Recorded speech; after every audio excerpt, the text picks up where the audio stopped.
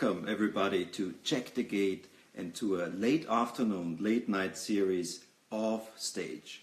And it's my great pleasure tonight to welcome the great Russian-American violinist Philippe Quint from Chicago.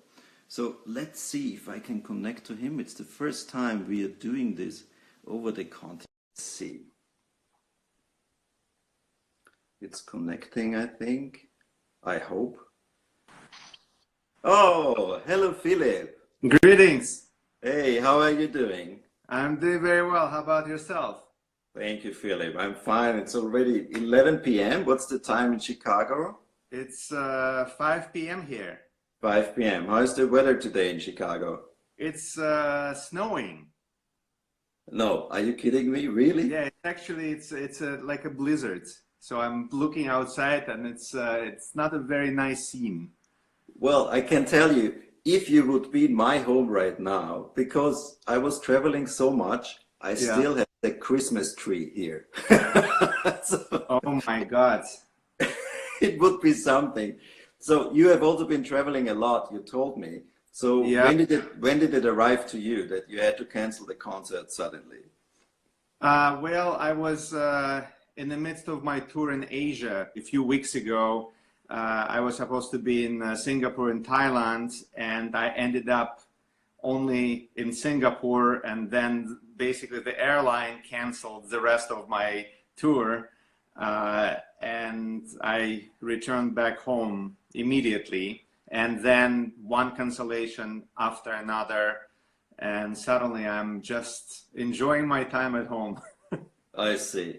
Okay, so Philip, we are starting now on Check the Gate, our formats, our series. So both of us were saying, okay, let's start an offstage format, right? Yeah. So we will present this offstage with all stories, all the kind of things the audience never sees. Right. I start with maybe a question from our dear followers tonight. So let me see what they are writing. They write, "Dear Philip, what is the most scary experience you ever had offstage?" I think every time going on stage is a scary experience. I guess one of the scariest was probably the very first performance of the Brahms concerto, where I had this new violin that I was given, that I wasn't very used to, and I was trying to get adjusted to it, and the first rehearsals, things did not go as well, but then at the concert suddenly I felt absolutely fantastic, and it's going very well, and I'm just so inspired, and I'm so in the moment.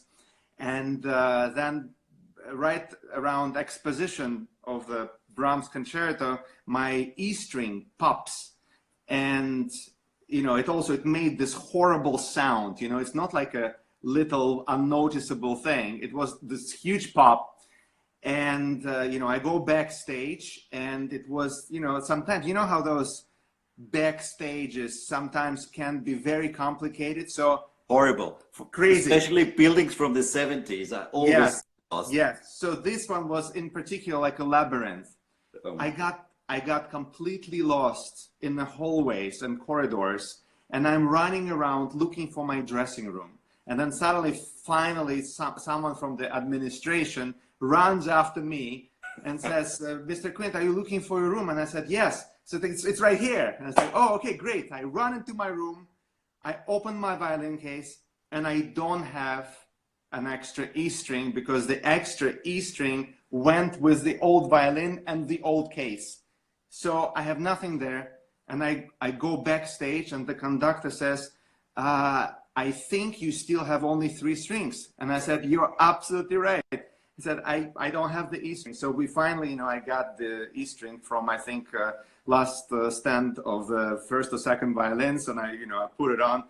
My head was just in a complete fiasco, and I was just praying to finish this performance.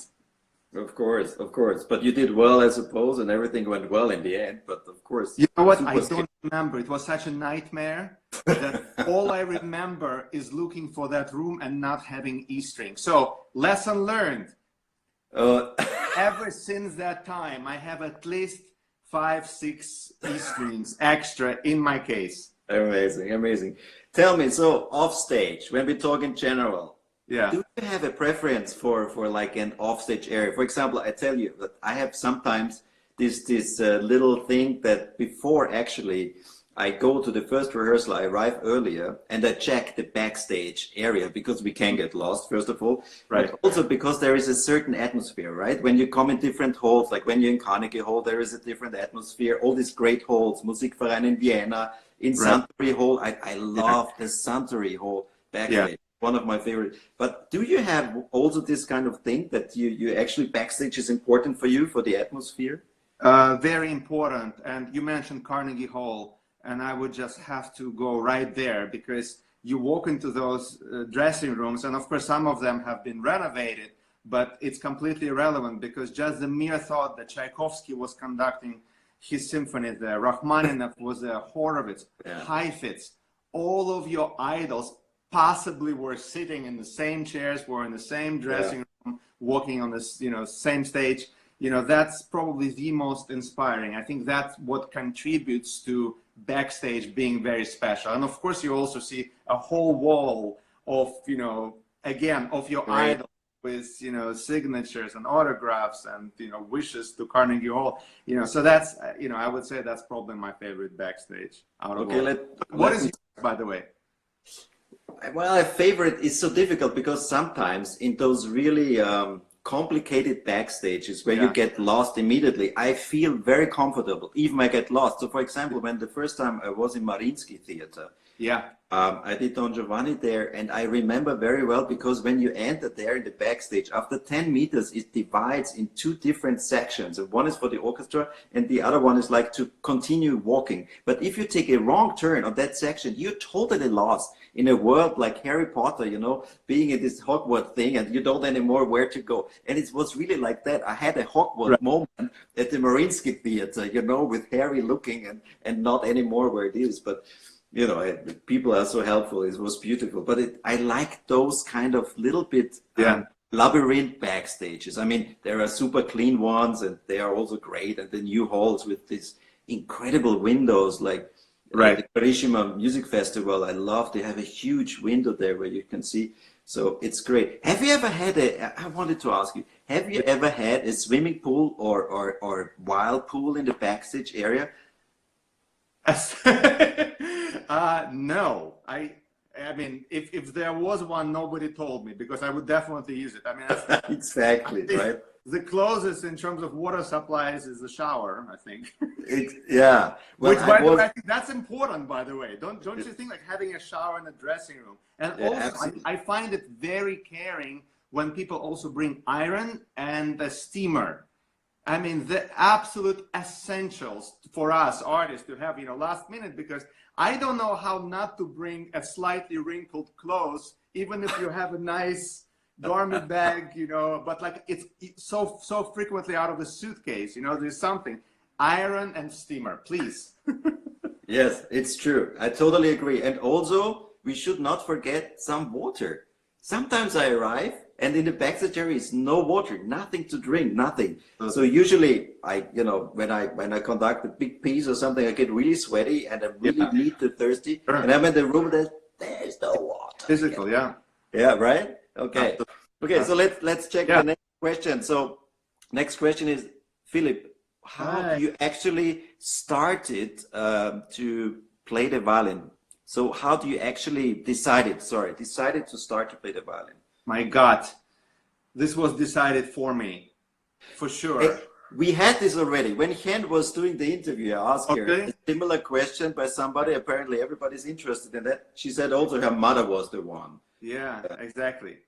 Well, I mean, I think it was relatively common, especially, growing up in Soviet Union, family of musicians, you have to become you have to play a certain instrument, because my mother played the piano, my uncle played the cello. They wanted me to become a violinist, but I was 4 years old. I was convinced that this is a new toy that I was going to play with, break it, move on, to the next one, but, really, it was essentially having my profession at such an early age, which I don't think any child can realize fully or appreciate also that, you have in a way, a great advantage by starting so early and then becoming a professional, if that happens, because you never know.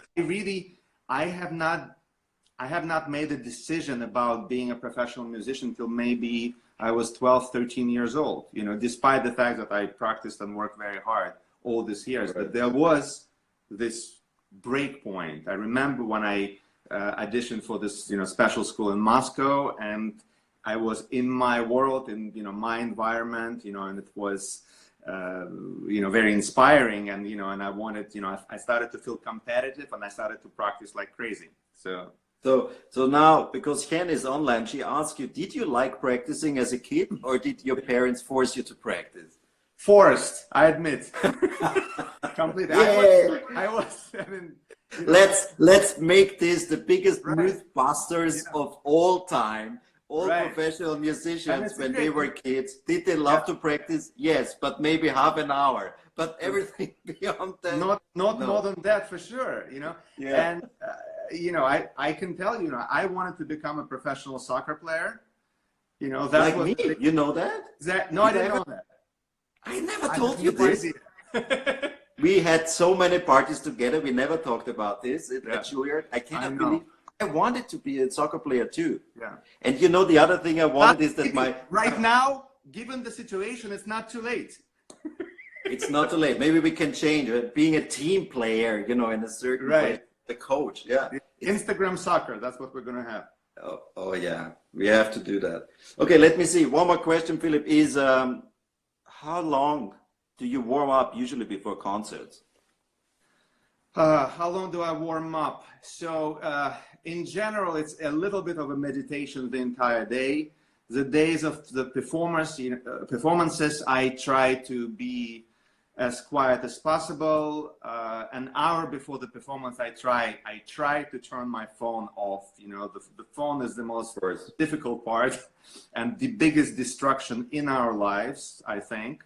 So it's important to come to the state, to a perfect state in your head, before the performance, and sort of be in the moment, like an actor would, or like a dancer would, right? Just to really be in the character of the piece that we're performing, and think about it. So just a very slow day and very quiet day as much as possible, and try not to practice too much. It's important to keep your energy levels at the right levels, and it's important to feel fresh, and then come out and give your best. And it's especially difficult if it's a series of performances, if you have to be on tour, if you have 10 performances, 15 performances, so this, it gets challenging. And I see that there's another question, also the same question: what is our practice routine daily? Yeah, I hope this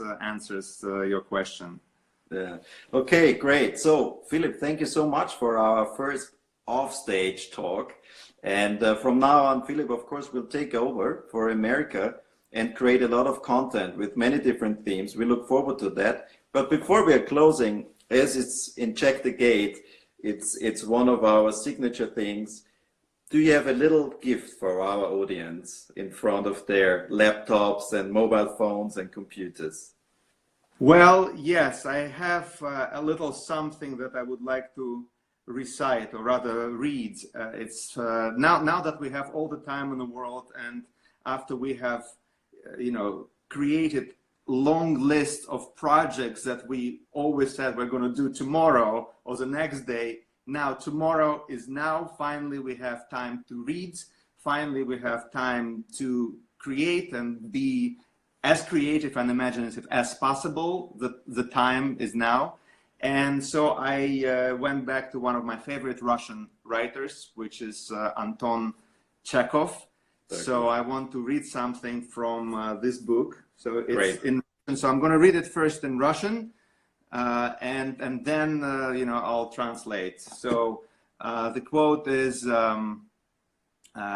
"Если в жизни есть смысл и цель, то смысл этот и цель вовсе не в нашем счастье, а в чем-то более разумном и великом. Делайте добро. So translates literally as if you have a meaning and goal in life, that meaning is not exactly in our happiness, but in something much more grand. Please be kind. It's very beautiful. Thank you so much, Philippe, for that. And we both thank you in front of your screens, big and small, here in Vienna, almost midnight, and in Chicago, late afternoon. And we look very much forward seeing you back again here at Check the Gate. Philippe, thank you so much, and looking forward to see you soon. Thank you very much. Great to see you. Ciao. Ciao. Bye, everyone. Bye. Bye, everyone. Bye.